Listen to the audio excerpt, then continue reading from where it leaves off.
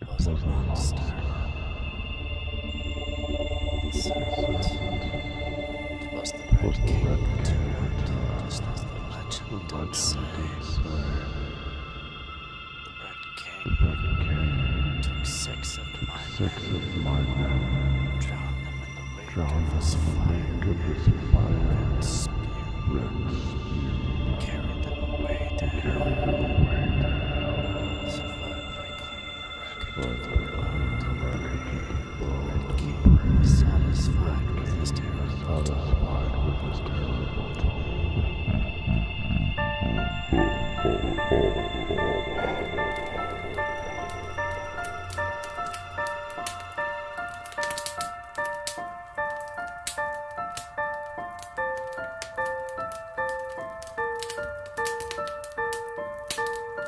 A man came into my pub late one night a week or so past now. Most of my patrons were just finishing their last drink for the night, and then they would be headed back to their hotels, farther up the coast to Douglas, up to the great hotels along the Loch Promenade. They would be happy with their photos of the castle taken in the moonlight, and they would look forward to another day of sightseeing and the beautiful views from the coastline. I nodded to them all and wished them a very pleasant stay on the island, and they promised to come back again. And I turned my attention to a new customer I did not see come in.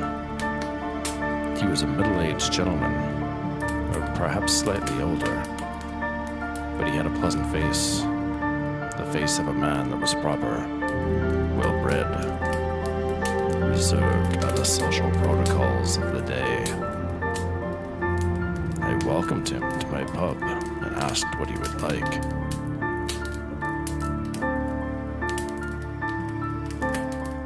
Whiskey, he said politely.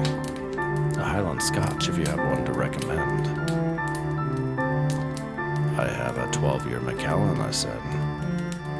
Or a fine bottle of Abalur, which is quite good. I also have a bottle of Old Pulteney. He nodded. Bring me the Old Pulteney. Neat. After pouring him a generous dram, I went over to tend the fire. It was too late to put on another log, so I merely arranged the fire to burn more brightly before putting the poker down and returning to the bar. I looked up and noticed that he was watching me intently. There will be a chill in the air tonight, he said. But do not expect rain until tomorrow. Are you here to see the castle? I asked. No, he answered. This is my home, and I see the castle every night. I love to look at it in the darkness, for the darkness hides many things, many thoughts and many emotions that attack us during the wee hours. And during the daylight? Work can also hide these things, he continued, but the daytime is less satisfying. My soul prefers the darkness. My name is Thorkell, I said. Tell me about this darkness. He smiled, slightly, but not to me.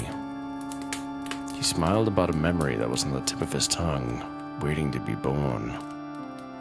In truth, he had come to me with the purpose of telling me this story. He stood up and came to the bar, sat down on a stool next to me. He said his name was Bjorn, and that he was a wolf, for that was its meaning.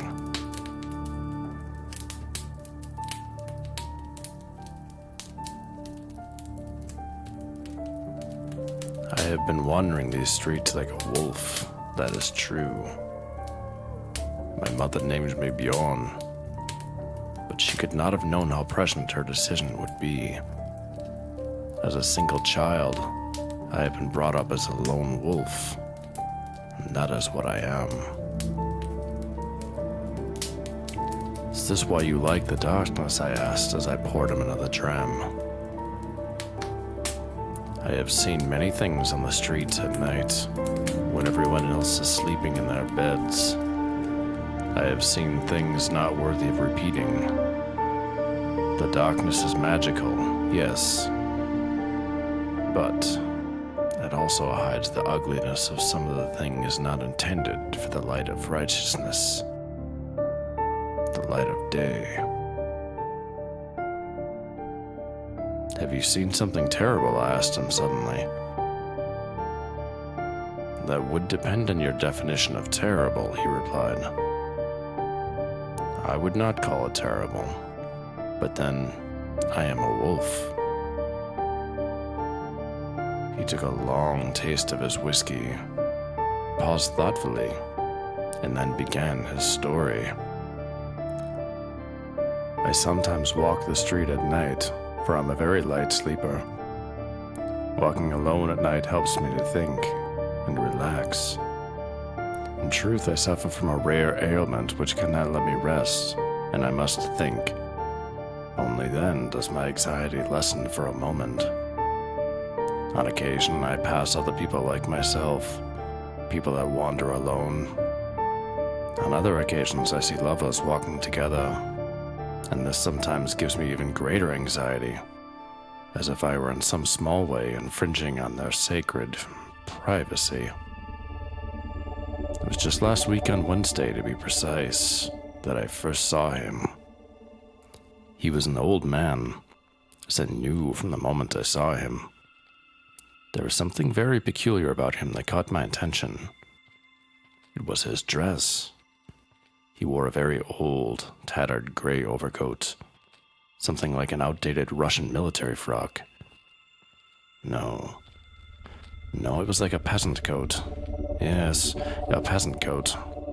It was this overcoat that drew my attention for its antiquarian, ancient, archaic fashion. It was completely obsolete in its age, for I can think of no appropriate word to describe this anomaly. His gait was the next thing to catch my attention.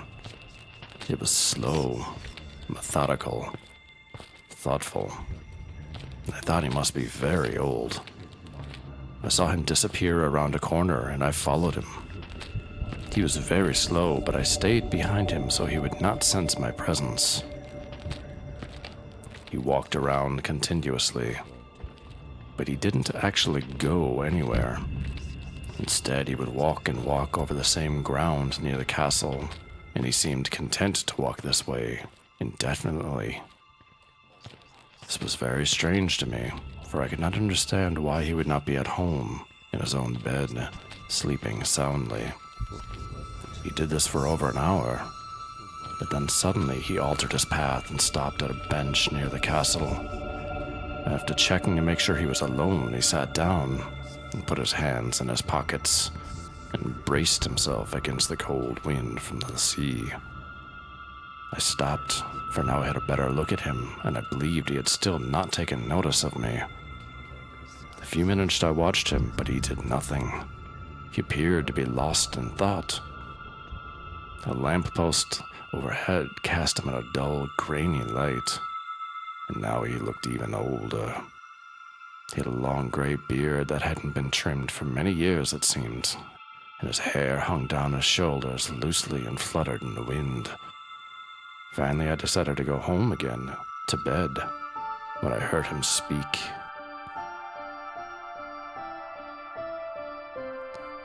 "Sit down and rest before going home," he said. He had no fear of me. Probably he knew of my presence all along. I stepped out of the shadow and slowly came to sat down on a bench next to him. As if to finish a thought which he had not yet processed, he said nothing, and I waited. A minute later, he welcomed me. "I do not usually meet people such as yourself on my nightly journeys. Sit for a while, listen to the sea with me. Perhaps we shall part as friends." "Are you not too tired?" I asked him sympathetically. "How can you walk alone all night and not be famished? Are you hungry?" I have been walking these streets now for many years, he replied. This is what I must do. Are you homeless? I asked. Everyone has a home, he replied. I had a home once. It was long ago, but now I have been banished. I walk because I want to return to my home, but it does not remember me. Do you live here in Castletown? I asked. This was my home once, but that was very long ago. Now I am forgotten. Once I was a king, now I am a shadow. I looked at him carefully, trying to gauge his intent. There has been no king in Castletown for a very long time, I said softly. Castletown has no king. Where was your kingdom? Do not look for my name in the records, for the name has been banished. My name has been stricken from the records and replaced with an imaginary name. Go to the House of Keys, ask them for information about the Red King. But this is what I was called. No man is an island. No man owns his wealth. No man is a king unto himself. I smiled sheepishly, but this was not from mirth. Instead, it was from a feeling that was beginning to emerge in my mind. This man was... I don't like to use the word. It was clear that there was something wrong with him. He noticed my expression and scowled. This is why I walk at night, he said. My people do not remember me. There is no place for me to go, no place for me to be. And so it is that my most bitter tears is that I should have been betrayed by my own blood, my own brother, and that my downfall should be plotted against me inside of the house of God.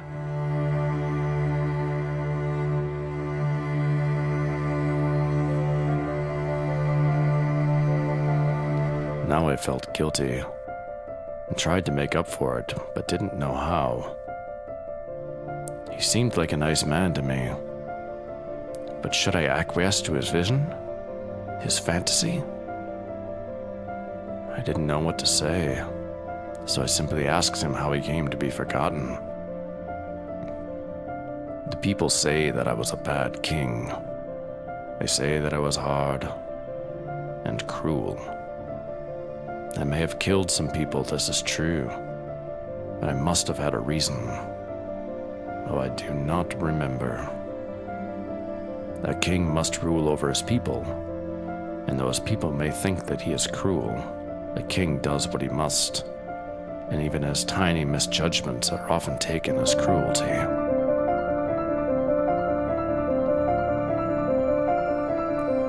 You were a cruel king? He looked pained by my question, and he clenched his jaw to control his anger. No, I would not call myself a cruel king, he replied. Even before Castle Rushen was constructed, the Russian Abbey was filled with thoughtful monks, copying manuscripts, tearing vegetables from the earth, and chanting the hours to the Lord. Long before the cornerstone was placed at Castle Rushen to guard the silver burn, I loved this island as I loved the Lord. With the land granted to them by Olaf Gurdison, his abbey was built by the crafty Savonok monks from Furness Abbey, and our abbey was to be a sister abbey. And so the Lord was here, even before I. But the Lord was betrayed. Just was I. For the first bishop of man was an evil man, an impostor. His forsaken name was Woymond, and that my name should be faded, stricken from the records. But not this terrible beast. is further ignominy to my reign. And so, convinced that he was the son of Angus, Earl of Moray, and in line of succession to the throne of Scotland, he gathered a small army of Manxmen to accompany him on raiding and killing missions when his claims were denied. He wrought much carnage in Scotland, where he was always one step in front of his fate. But eventually he was captured, castrated, and his eyes were gouged out. He was sent to a cold prison where he died, unrepentant. But this was not the final fate of this treacherous, ignoble man, for I had his bones exhumed and buried beneath the guard tower of Castle Rushen, where his terrible and unjust revenge would forever be guarded in the very shadow of the abbey he helped install on our righteous island.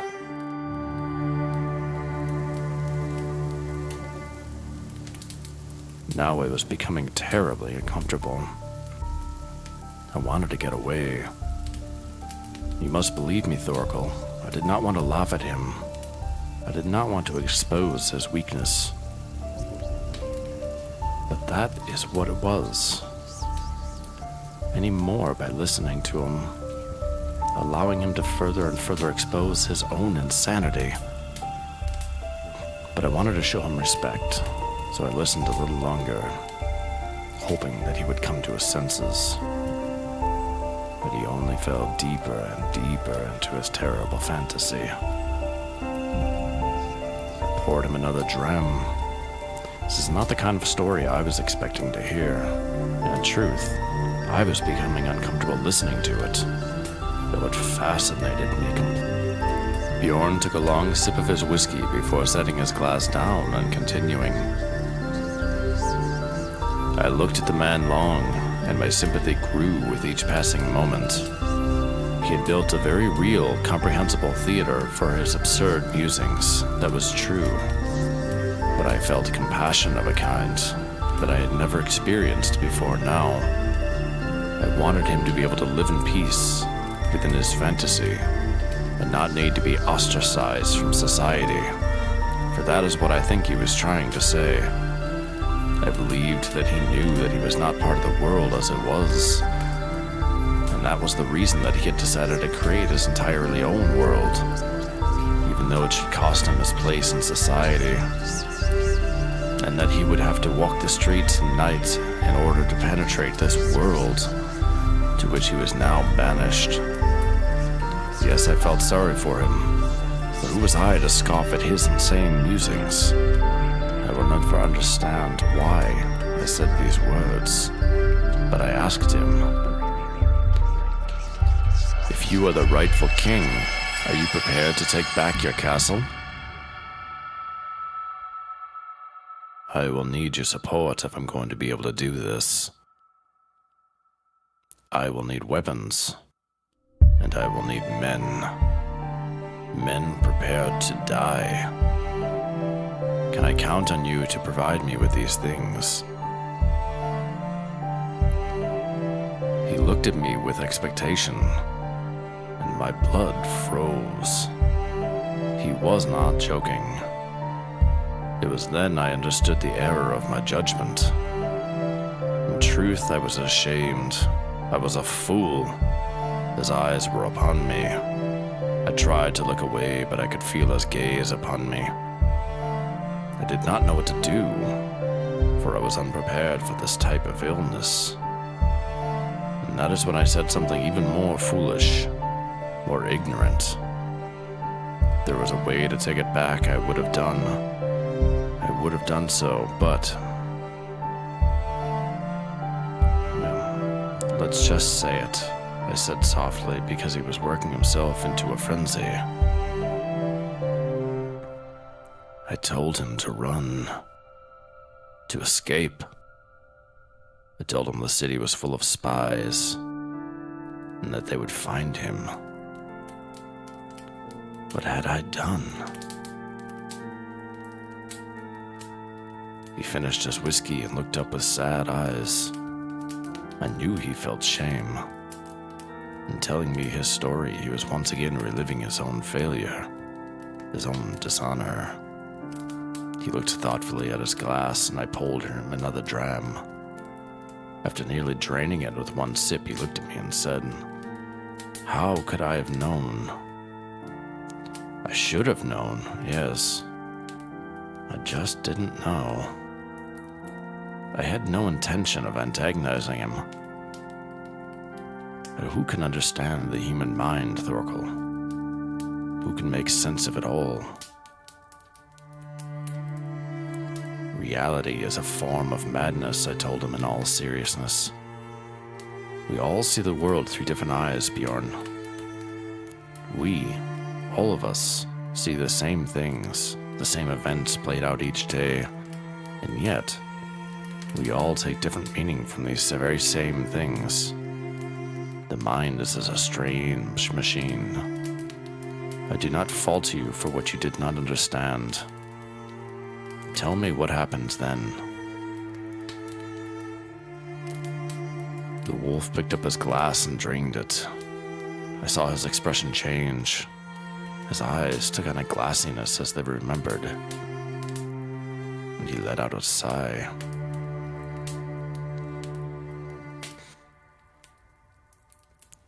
He stood up in a panic.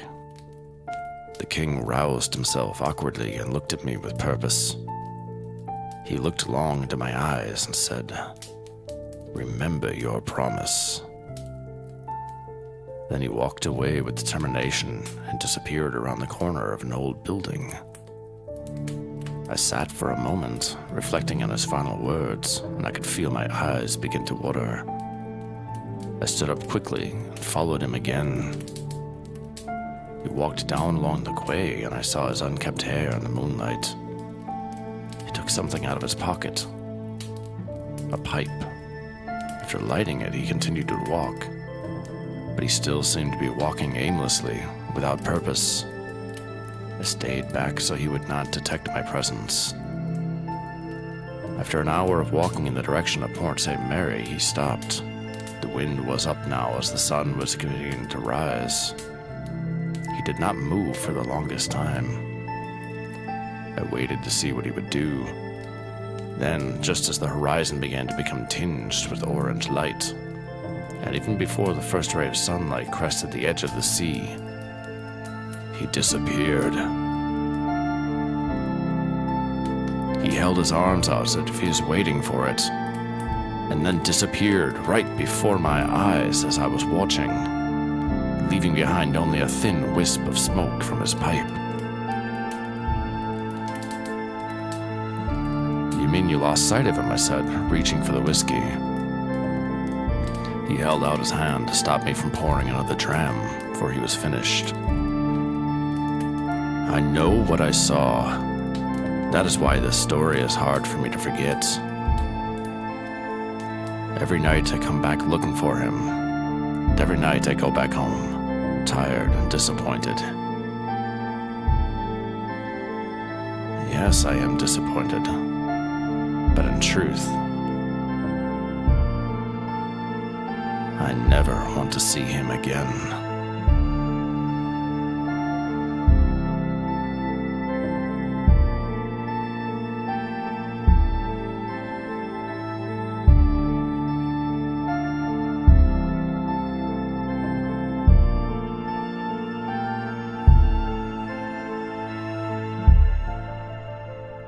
He wished me a good night and stood up to put on his coat before leaving the pub. His overcoat was rather long, threadbare, dingy for a man of such character. I watched him as he buttoned up the large... Wait a minute. This coat. This was the same coat he had described me as being worn by the king. I was sure of it. I looked up at him now. He seemed suddenly old. Old as if putting on the coat, he was putting on years and years of grief. Years and years of sadness. I watched him leave and saw how each successive step seemed to make him grow older and older until he was bent and frail. Even though he was gone, a faint presence, a residue, like a fading trail of smoke, hung in the air behind him. Yes, he had given me a good story, but I was slightly unnerved by it, and I sensed that the story was not yet over. Marina was just finishing up, and I told her I needed to leave immediately, and that she should finish up the remaining duties if she would. She smiled and said not to worry. I nodded to her with a smile and left the pub quickly. I thought he would head down to the quay. That is where I found him, standing still as a stone, looking into the harbor. He stood there a few minutes, smoking a cigarette, and then he was on the move again. He went up Quay Lane to the old House of Keys, lost in thought, then down Parliament Lane until he reached the sea. He stood there long, waiting for something, or somebody. But after a few minutes, he resumed his flight until he reached Queen Street. He wandered round and round past the cold stone buildings, retracing the same steps over and over, until I thought he would never stop. But then, he stopped in front of an old house near St. Mary's Catholic Church.